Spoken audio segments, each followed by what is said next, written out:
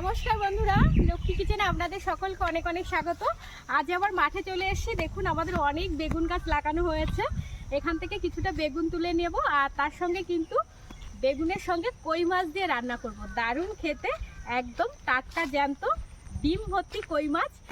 আপনারা কিন্তু ভিডিওটা প্রথম থেকে লাস্ট পর্যন্ত দেখবেন, খুব ভালো লাগবে। চলুন আগে বেগুনগুলো তুলে নিই।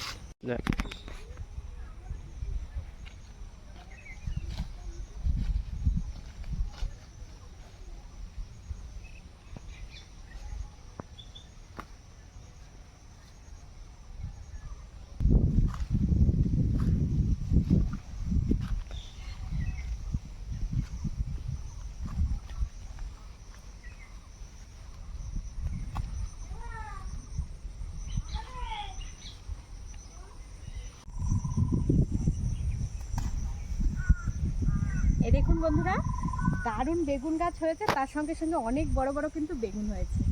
বেশ কয়েকটা কিন্তু বেগুন তুলে নিয়েছি, আর লাগবে না। তার সঙ্গে দেখুন অনেক ঢেঁড়স গাছও লাগিয়েছি। ঢেঁড়স গাছ অনেক ঢেঁড়সও হয়েছে, আমরা এখান থেকে অনেক ঢেঁড়সও খেয়েছি।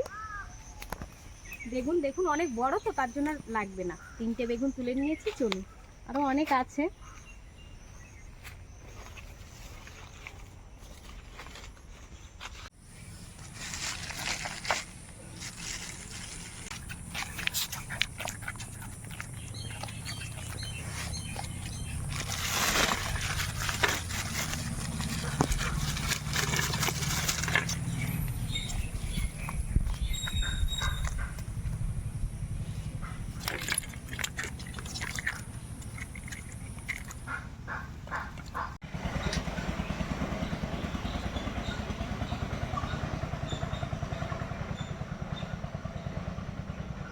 বেগুনটা তুলে নিয়ে এসে বন্ধুরা একেবারে মাছটাও কেটে নিয়েছি, আর সঙ্গে সব কিছু গুছিয়েও নিয়েছি। এই দেখুন মাছটার সাইজগুলো দেখুন, আর মাছে পুরো ডিম ভর্তি। সব মাছে পুরো ডিম ভর্তি। দারুণ হবে কিন্তু আজকে খেতে। দেখুন মাছের পেটে ডিম, আর গাছের টাটকা বেগুন। আর এই দেখুন মশলার জন্য একটু রসুন, একটু আদা, কাঁচা লঙ্কা, শুকনো লঙ্কা, পেঁয়াজ, টমেটো, আর এর সঙ্গে দেবো জিরে 1 টেবিল চামচের একটু বেশি। এই মশলাটা আবার বেটে নেব।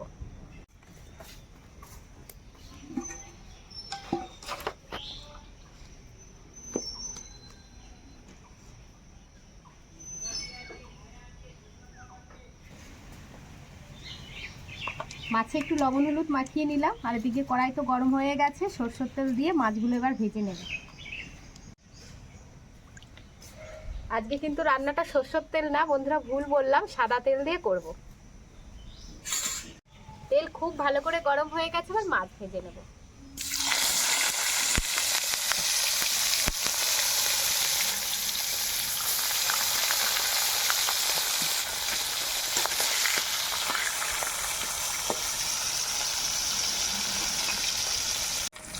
মাছ তো ভাজা হয়ে গেছে, এগুলো তুলে নেব। আর বাকি যেগুলো আছে সেগুলো কিন্তু ভেজে নেব। আর মাছগুলো কিন্তু একটু কড়া করেই ভেজেছি। মাছের ডিমগুলো দেখুন পেট থেকে মনে হচ্ছে বেরিয়ে আসছে।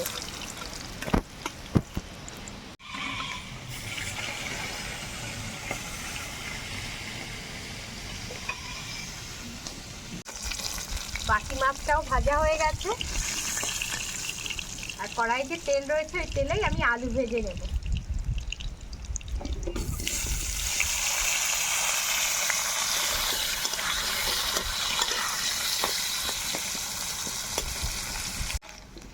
আলুটা দেখুন লাল লাল করে ভেজে নিয়েছি। আলুটা খুব সুন্দর করে ভাজা হলে তরকারিটাও কিন্তু খুব সুন্দর হয়। এবার এই আলুটা তুলে নেব।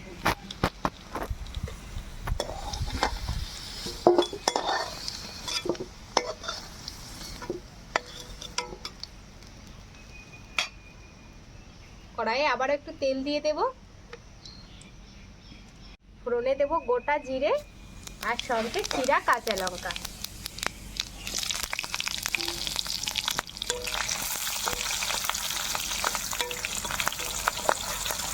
দিয়ে দেবো একই সঙ্গে বাটা মশলাটা।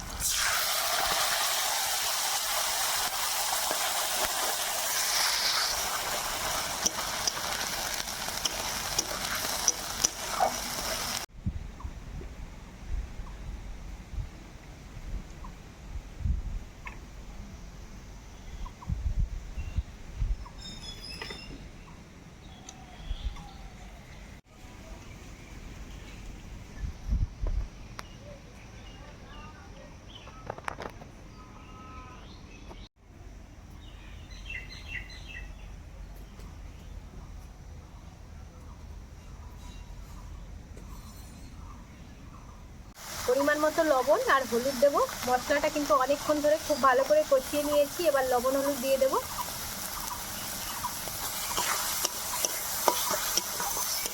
আবার একটু কষিয়ে নেব যতক্ষণ না মশলা থেকে তেল ছাড়ছে।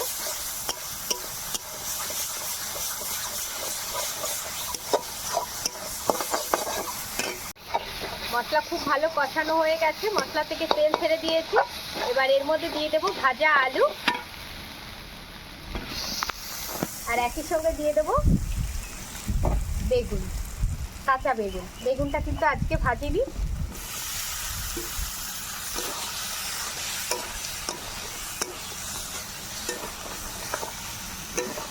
রংটা দেখুন কি সুন্দর লাগছে, এই দেখুন দারুণ হয়েছে কিন্তু।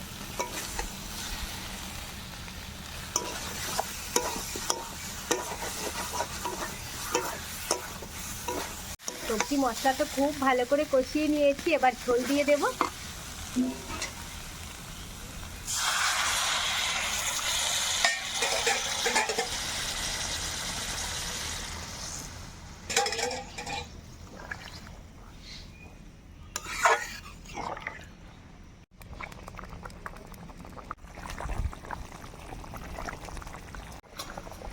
ঝোল কিন্তু খুব ভালো করে ফুটে গেছে আর আলুও সিদ্ধ হয়ে গেছে। এবার এর মধ্যে ভাজা মাছটা দিয়ে দেবো। আর তরকারি কালারটা কিন্তু আজকে খুব সুন্দর হয়েছে।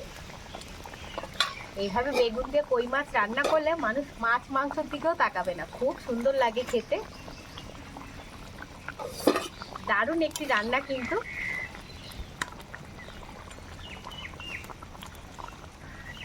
আর সঙ্গে যদি এরকম গাছের টাটকা জ্যান্ত এরকম কই মাছ হয়, কই মাছগুলো কাটার সময় যে অনেকবার হাতে কাটা ফুটে গেছিল, ছটফট করছিল, কিভাবে লাফাচ্ছিল মাছগুলো, আর টাইমও লেগেছে অনেকটা। কই মাছ কাটা কিন্তু দারুণ কষ্টকর একটা জিনিস। একটু ঢাকা দিয়ে দিই, এইভাবে 5 মিনিট রান্না করে নেব। 5 মিনিট হয়ে গেছে, 5 মিনিট পরে ঢাকনাটা খুলবো। দেখুন ঝোলটাও কি সুন্দর মেরে গেছে, আর তরকারিটাও হয়ে গেছে, কি দারুণ হয়েছে দেখুন। একটু গরম মশলা দিয়ে নামিয়ে দেবো। এই দেখুন একটু গরম মশলা দিয়ে দিলাম।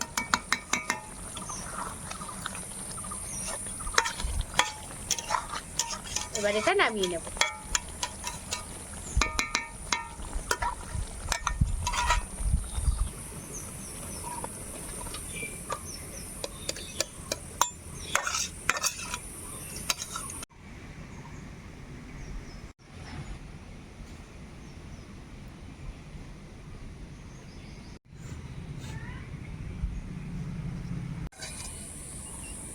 দেখলেই মন জুড়িয়ে যাবে।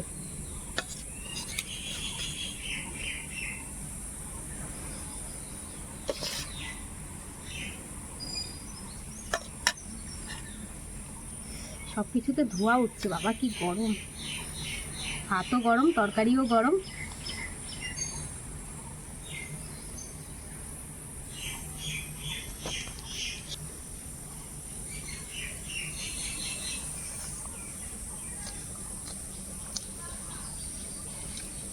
খুব সুন্দর হয়েছে বন্ধুরা, দারুণ হয়েছে। এরকম তরকারি থাকলে সত্যি বলছি অন্য কোনো দিকে তাকাবেই না কেউ।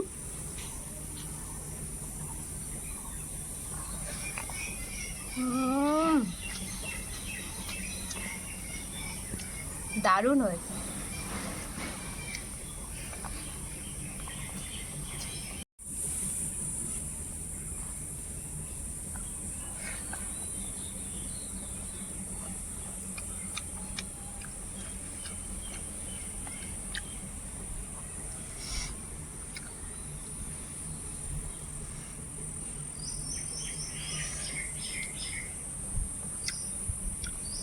মাছটাও খুব সুন্দর, দারুণ খেতে।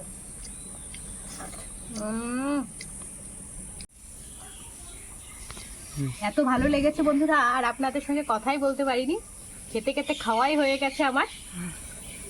আর আপনাদের আজকের ভিডিওটা আমার কেমন লাগলো সেটা কিন্তু অবশ্যই আমাকে জানাবেন। ভালো লাগলে অনুরোধ রইল আমার চ্যানেলটি সাবস্ক্রাইব করে নেওয়ার, আর ভিডিওর শেষে একটি লাইক করে দেওয়ার। আর আপনারা সবাই সুস্থ থাকবেন, ভালো থাকবেন, সাবধানে থাকবেন। দেখা হচ্ছে এরকম নিত্য নতুন ভিডিওর সঙ্গে। আজকে কিন্তু বন্ধুরা ভিডিওটা আমি এখানেই শেষ করছি।